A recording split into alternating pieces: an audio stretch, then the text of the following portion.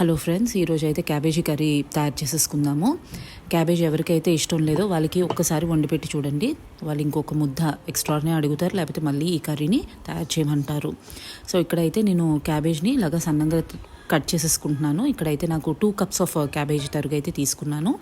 ఇప్పుడు ఒక గిన్నెలోకి ఈ కట్ చేసుకున్న క్యాబేజ్ని వేసేసుకోవాలి. అలాగే దీంట్లోకి 1.5 cup వాటర్ యాడ్ చేసుకోవాలి.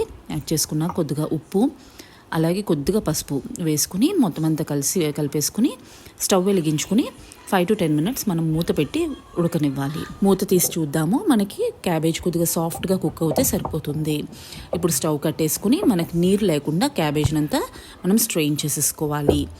ఇప్పుడు దీన్ని పక్కన పెట్టేసుకుని స్టవ్ వెలిగించుకుని ప్యాన్ పెట్టుకుని 2 tablespoons స్పూన్ల నూనె యాడ్ చేసుకోవాలి.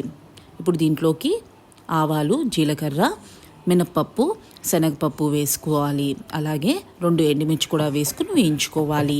ఇది వేగిపోయాక 2 నుంచి 3 పచ్చిమిర్చి, అలాగే కొద్దిగా కరివేపాకు కూడా వేసుకుని వేయించుకోవాలి. ఇది వేగిపోయాక ఉడకపెట్టుకున్న క్యాబేజీ కూడా వేసేసుకుని అంతా కలిసేటట్టు కలిపేసుకోవాలి. ఇప్పుడు ఉప్పు కావాలనుకుంటే కొద్దిగా యాడ్ చేసేసుకోవచ్చు. ఇప్పుడు దీంట్లోకి 1/2 కప్పు చింతపండు రసం కూడా వేసుకుని అంతా కలిసేటట్టు కలిపేసుకోవాలి. ఇక్కడ 10 నిమిషాల దాకా ఇలాగ మనం కలుపుకుంటూ మొత్తం క్యాబేజీ ఫ్రై చేసేసుకోవాలి. ఇక్కడ క్యాబేజ్ మొత్తం ఫ్రై అయిపోయాక దీంట్లోకి 1 tablespoon ఆవు పిండి కూడా వేసుకుని మొత్తం అంతా కలిసేటట్టు కలిపేసుకుని 1 నిమిషం పాటు వేగాక స్టవ్ కట్టేసుకుని సర్వ్ చేసేసుకోవడమే. సో మీరు ఈ రెసిపీని ట్రై చేసి మీ అభిప్రాయాలు నాకు తెలియజేయండి. Thank you.